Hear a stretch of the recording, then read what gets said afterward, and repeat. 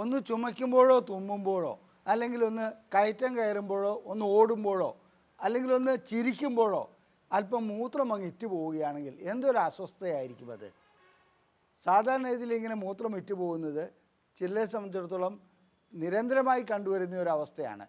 അവർക്ക് അവരുടെ ആരാധനാക്രമങ്ങളിൽ ഏർപ്പെടുവാനോ അല്ലെങ്കിൽ മറ്റ് രീതിയിലുള്ള പ്രാർത്ഥനാ സമയങ്ങളിലോ മറ്റുമൊക്കെ പ്രയാസം അനുഭവപ്പെടുന്നതായി കാണാം. ഇതിനായി ചികിത്സയ്ക്ക് ഒട്ടനവധി രോഗികൾ വരാറുമുണ്ട്. എന്നാൽ ഇത് ലൈംഗിക പ്രശ്നങ്ങളുമായിട്ട് നേരിട്ട് ബന്ധമുള്ളതാണോ എന്ന് ചോദിച്ചാൽ നേരിട്ട് ബന്ധം ഇല്ല. എന്നാൽ ഇതിന് ലൈംഗികതയുമായിട്ടൊരു ബന്ധങ്ങൾ പല രൂപത്തിൽ കാണപ്പെടുന്നുമുണ്ട്. അത് ഞാൻ വിശദീകരിക്കാം. അതിനു മുമ്പ് ഇത് എന്തുകൊണ്ടാണ് ഇങ്ങനെ സംഭവിക്കുന്നത്, ആർക്കെല്ലാമാണ് സംഭവിക്കുന്നത്, അത്തരം കാര്യങ്ങളും നാം കണക്കിലെടുക്കേണ്ടതുണ്ട്.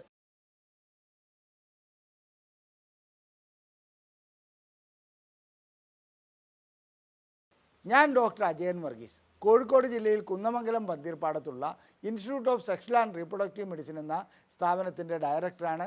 International association of sexual medicine practitioners modern medicine എന്ന അസോസിയേഷൻ്റെ അഖിലേന്ത്യാ ചെയർമാനുമാണ്. നമുക്ക് കാര്യത്തിലേക്ക് വരാം. ഒരു വ്യക്തി ഒന്ന് ചുമയ്ക്കുന്നു, അപ്പോൾ അല്പം മൂത്രം പോകുന്നു, അവരുടെ അടിവസ്ത്രം നനയുന്നു. ഈ വ്യക്തിയെ സംബന്ധിച്ചിടത്തോളം അത് അവിടെ ഒരു അസ്വസ്ഥത ഉണ്ടാകുന്നു എന്നുള്ളത് മാത്രമല്ല, എന്താണ് ഇതിൻ്റെ കാരണമെന്നുള്ള ചിന്ത വരുന്നു. മാത്രമല്ല ഇത് മറ്റൊരു രീതിയിലുള്ള ഒരു അസുഖമാണോ, എന്താണ് ഇതിൻ്റെ പ്രശ്നങ്ങൾ, അവർ ആകുലതയിലേക്ക് പോകുന്നു. ഇതിന് മലയാളത്തിൽ ഒരു പ്രത്യേക വാക്കുണ്ട്, അജിതേന്ദ്രിയത്വം എന്നാണ് അത് പറയുന്നത്. ഇത് കേട്ടാൽ തന്നെ നമുക്ക് ആർക്കും മനസ്സിലാകുകയില്ല. മാത്രമല്ല ഇത് ഉച്ചരിക്കാൻ തന്നെ നമുക്ക് കുറച്ച് പ്രയാസമുള്ള വാക്കുമാണ്. യൂറിനറി ഇൻകോണ്ടിനൻസ് എന്നാണ് ഇംഗ്ലീഷിൽ പറയുന്നത്. എന്നാൽ സാധാരണക്കാർക്ക് മനസ്സിലാകുന്ന ഭാഷയിൽ നമുക്കതിനെ സിമ്പിളാക്കി എടുക്കാം. അത് മൂത്രം പിടിച്ചു വയ്ക്കാൻ കഴിയാത്ത അവസ്ഥ. അത്രമാത്രം മനസ്സിലാക്കിയാൽ മതി. മൂത്രം പിടിച്ചു വയ്ക്കാൻ കഴിയാത്ത അവസ്ഥ എന്ന് പറയുമ്പോൾ അത് രണ്ട് തരത്തിലുണ്ട്. ഒന്ന് ഞാൻ നേരത്തെ സൂചിപ്പിച്ചോണം, ഒന്ന് ഓടുമ്പോഴോ അല്ലെങ്കിൽ കയറ്റം കയറുമ്പോഴോ അല്ലെങ്കിൽ ഒന്ന് ചുമയ്ക്കുമ്പോഴോ ഒന്ന് തുമ്മുമ്പോഴോ മൂത്രം പോവുക. അതിനെ സ്ട്രെസ് ഇൻകോണ്ടിനൻസ് എന്നാണ് പറയുന്നത്.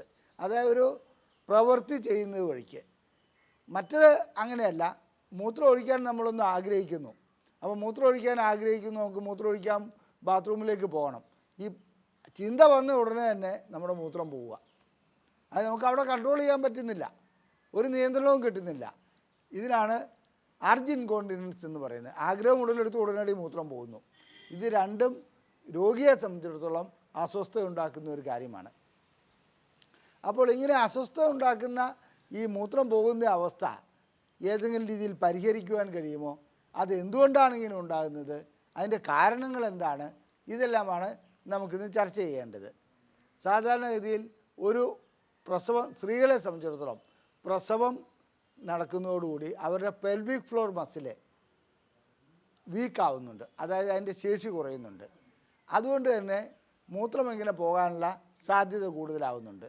ഇനി അതുകൂടാതെ അവരെ സംബന്ധിച്ചിടത്തോളം അവരുടെ ഹോർമോൺ ലെവലിലുണ്ടാകുന്ന വ്യത്യാസങ്ങൾ, അതുപോലെ തന്നെ സമ്മർദ്ദം വരുമ്പോൾ മൂത്രക്കുഴലുകളുടെ സ്പിഞ്ചർ, അതായത് ഇത് പുറത്തേക്ക് പോകാതിരിക്കാൻ അടഞ്ഞു നിർത്തുന്ന ഒരു മസിൽ ഉണ്ട്, ആ മസിൽ വീക്കാകുക, ഇങ്ങനെയുള്ള കാര്യങ്ങളിലൊക്കെയാണ് മൂത്രം പെട്ടെന്ന് പോകുന്ന അവസ്ഥ വരുന്നത്. ഇനി പുരുഷനെ സംബന്ധിച്ചിടത്തോളം ഇതേ അവസ്ഥകൾ തന്നെ വരാം. എന്നാൽ പ്രോസ്റ്റേറ്റ് ഗ്രന്ഥി തകരാറിലാകുമ്പോൾ ഈ മൂത്രം പോകുന്ന അവസ്ഥ വളരെ പെട്ടെന്ന് വരാറുണ്ട്.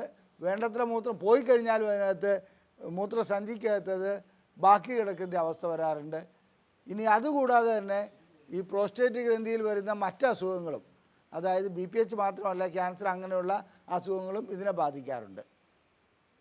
അപ്പോൾ ഇതിൻ്റെ മെക്കാനിസം എന്താണ്, മൂത്രം എങ്ങനെയാണ് പോകുന്നത്, നമ്മളിപ്പോൾ സാധാരണ രീതിയിൽ നമ്മളിരിക്കുമ്പോൾ നമ്മുടെ മൂത്രസഞ്ചി നിറഞ്ഞിരിക്കുകയാണെങ്കിൽ പോലും മൂത്രം പോകാത്തതിൻ്റെ കാരണം എന്താണ്? പുറത്തൊക്കെ അങ്ങനെ ആരുടെയും പോകാറില്ലല്ലോ, രോഗമുണ്ടെങ്കിൽ മാത്രമേ അങ്ങനെ പോകാറുള്ളൂ.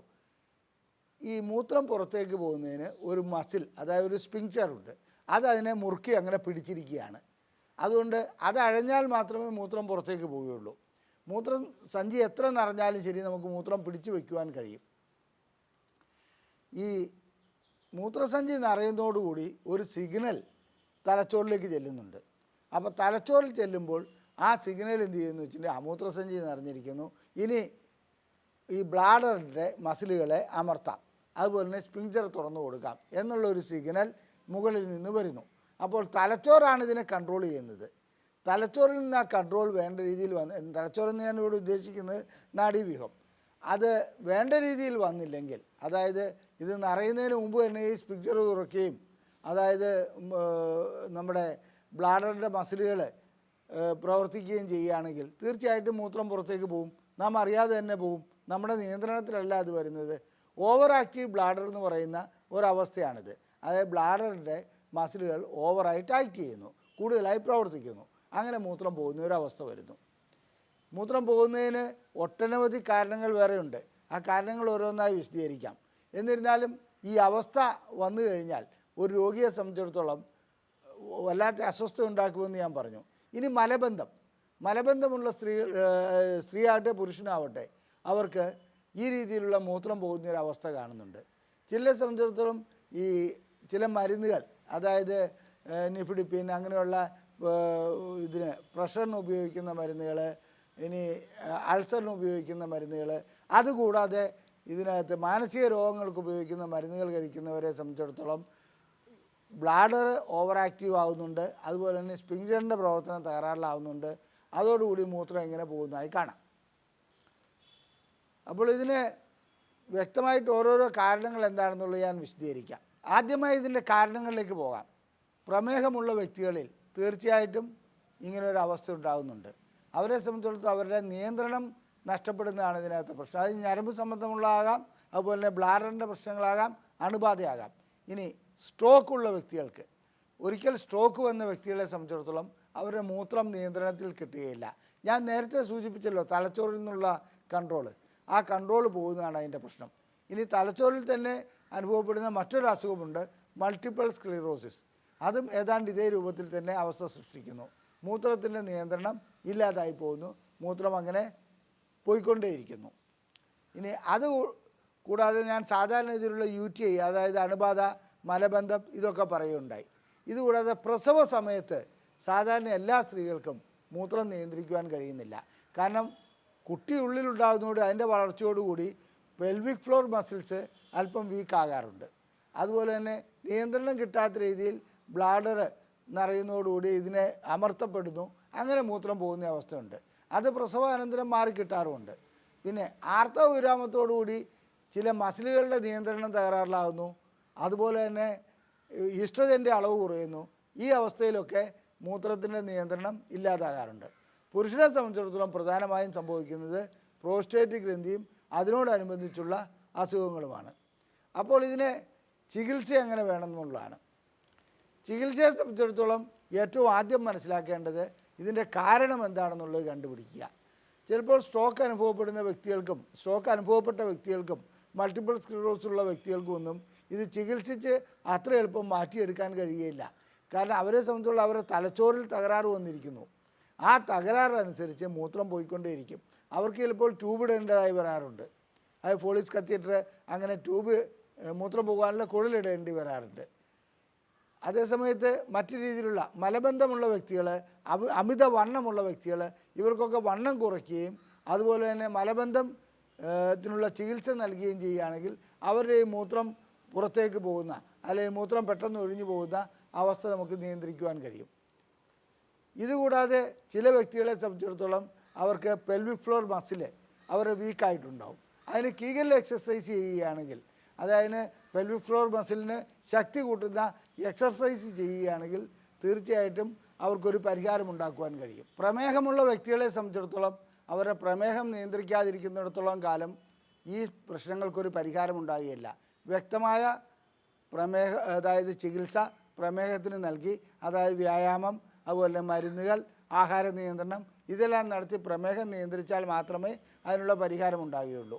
ഇനി അടുത്തത് പ്രോസ്റ്റേറ്റ് ഗ്രന്ഥിയുടെ. പുരുഷനെ സംബന്ധിച്ചിടത്തോളം പ്രോസ്റ്റേറ്റ് ഗ്രന്ഥിക്ക് പ്രശ്നമുണ്ടെങ്കിൽ അതിനനുസരിച്ചുള്ള മരുന്നുകൾ കഴിക്കേണ്ടതുണ്ട്.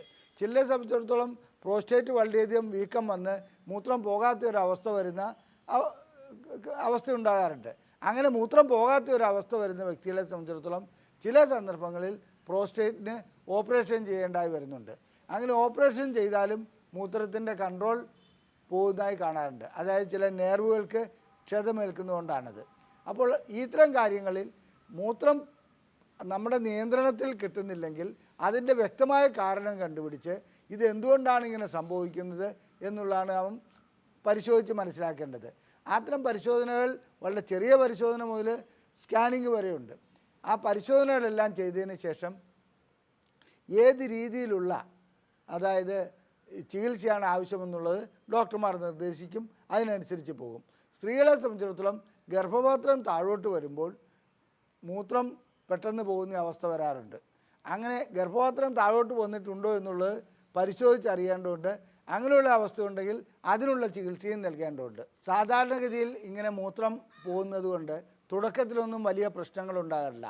ലൈംഗികമായിട്ട് അതിനൊരു അതായത് ലൈംഗികമായിട്ടുള്ള പ്രശ്നങ്ങളിൽ രതിമൂർച്ച ലഭിക്കുന്നതിനോ ലൈംഗികമായി ബന്ധപ്പെടുന്നതിനോ ഒരു പ്രശ്നവും ഉണ്ടാകാറില്ല. എന്നാൽ ചില വ്യക്തികളെ സംബന്ധിച്ചിടത്തോളം അത് ഹോർമോണിൻ്റെ ഇഷ്യൂ കൊണ്ടാകാം, അണുബാധ കൊണ്ടാകാം, യോനിക്കുള്ളിൽ നനവുണ്ടാകാതെ വരുന്ന അവസ്ഥയാവും. ഇത്തരം കാര്യങ്ങളെല്ലാം മൂത്രം പെട്ടെന്ന് പോകുന്നതോടുകൂടി ലൈംഗികമായിട്ടുള്ള പ്രശ്നങ്ങൾ അതിൻ്റെ കൂടപ്പിറപ്പായി പിന്നെ വരാറുണ്ട്. അതുകൊണ്ട് താല്പര്യമില്ലായ്മ, യോനിയിൽ വരൾച്ച ഉണ്ടാകുക, പിന്നെ ലൈംഗികമായിട്ടുള്ള ഉത്തേജനമില്ലാതെ വരിക, അത് പ്രോസ്റ്റേറ്റും മറ്റ് പ്രശ്നങ്ങളും ഉണ്ടാകുമ്പോൾ അങ്ങനെ വരാറുണ്ട്. ഇതിന് കഴിക്കുന്ന മരുന്നുകളും ചിലപ്പോൾ ലൈംഗികമായിട്ടുള്ള പ്രശ്നങ്ങളിലേക്ക് പോകാറുണ്ട്. അതുകൊണ്ട് മൂത്രസംബന്ധമായ ഏതെങ്കിലും പ്രശ്നമുണ്ടെങ്കിൽ ആ മൂത്രം പോകുന്നതിൻ്റെ ചികിത്സ മാത്രം പോരാ, ലൈംഗികമായിട്ടുള്ള പ്രശ്നങ്ങൾക്കുള്ള ചികിത്സ കൂടി അതിൻ്റെ കൂട്ടത്തിൽ ചെയ്യേണ്ടതുണ്ട്. അത്തരം പ്രശ്നങ്ങളുള്ളവർ, ലൈംഗികമായ പ്രശ്നങ്ങളില്ലാത്തവർ കൂടി അത് വരുവാനുള്ള സാധ്യതയുണ്ടെന്നുള്ളത് മനസ്സിലാക്കേണ്ടതുണ്ട്. എന്തു തന്നെ ആയാലും ശരി, നിയന്ത്രണമില്ലാതെ മൂത്രം പോവുക എന്ന് പറഞ്ഞാൽ ഒരു രീതിയിൽ അല്ലെങ്കിൽ മറ്റൊരു രീതിയിൽ മാനസികമായ ഒരു വ്യക്തിയെ തളർത്തുന്ന ഒരു കാര്യമാണ്. ഒരു ഫംഗ്ഷന് പങ്കെടുക്കാൻ കഴിയില്ല, ചിലപ്പോൾ അതിലും വലിയ ബുദ്ധിമുട്ടുകളിലേക്ക് പോകും. മാത്രമല്ല ഇതിൻ്റെ അസ്വസ്ഥത കാരണം ഇദ്ദേഹത്തിന് ഒരു ഒറ്റപ്പെടൽ അനുഭവപ്പെടുന്നോണം തോന്നും. ഞാൻ പറയട്ടെ, ഇതിന് വ്യക്തമായ ചികിത്സയുണ്ട്. ഈ ചികിത്സ നടത്തി അതിനുള്ള പരിഹാരം കണ്ടെത്തുകയാണ് വേണ്ടത്. ലൈംഗികമായ പ്രശ്നങ്ങൾക്ക് ചികിത്സ നൽകുന്ന ഒരു സ്ഥാപനമാണ് ISRM. ഞങ്ങൾ പ്രസിദ്ധീകരിക്കുന്ന ബുക്ക്ലെറ്റുകൾ സൗജന്യമായി ലഭിക്കുവാൻ ISRM എന്ന് ടൈപ്പ് ചെയ്ത് ഈ നമ്പറിലേക്ക് വാട്സപ്പ് ചെയ്യുക, ഇവിടെ തന്നിരിക്കുന്ന നമ്പറിലേക്ക്. അതുപോലെ തന്നെ നിങ്ങൾക്ക് ലൈംഗികമായിട്ടുള്ള ചികിത്സ ആവശ്യമുണ്ടെങ്കിൽ അത് പ്രമേഹം മൂലമുണ്ടാകുന്ന ലൈംഗിക ശേഷി കുറവാവട്ടെ, മറ്റ് രോഗങ്ങൾ മൂലമുണ്ടാകുന്ന ലൈംഗിക ശേഷി കുറവാവട്ടെ, ശീഘ്രസ്ഖലനമാകട്ടെ, അതുപോലെ തന്നെ താല്പര്യമില്ലായ്മയോ രതിമൂർച്ച ലഭിക്കാതെയോ അങ്ങനെയുള്ള പ്രശ്നങ്ങളാവട്ടെ, ഇതുകൂടാതെ വിവാഹം കഴിഞ്ഞിട്ട് ലൈംഗികമായി ബന്ധപ്പെടാൻ കഴിയാത്ത അവസ്ഥയാകട്ടെ, ഏത് രീതിയിലുള്ള ലൈംഗിക പ്രശ്നങ്ങൾക്കും സ്ത്രീകൾക്കും പുരുഷന്മാർക്കും ചികിത്സ നൽകുന്ന ഒരു സ്ഥാപനമാണ് ISRM. ഞങ്ങളുടെ ചികിത്സ ആവശ്യമുണ്ടെങ്കിൽ ഈ നമ്പറിൽ വിളിച്ച് ബുക്ക് ചെയ്യാവുന്നതാണ്. അതുപോലെ തന്നെ നിങ്ങൾക്ക് വീഡിയോ ഇഷ്ടപ്പെട്ടുവെങ്കിൽ നിങ്ങൾ നിങ്ങളുടെ സുഹൃത്തുക്കൾക്ക് ഇത് ഷെയർ ചെയ്യുക, ലൈക്ക് ചെയ്യുക, നിങ്ങളുടെ അഭിപ്രായങ്ങൾ കമൻറ്റ് ബോക്സിൽ രേഖപ്പെടുത്തുക. നന്ദി, നമസ്കാരം.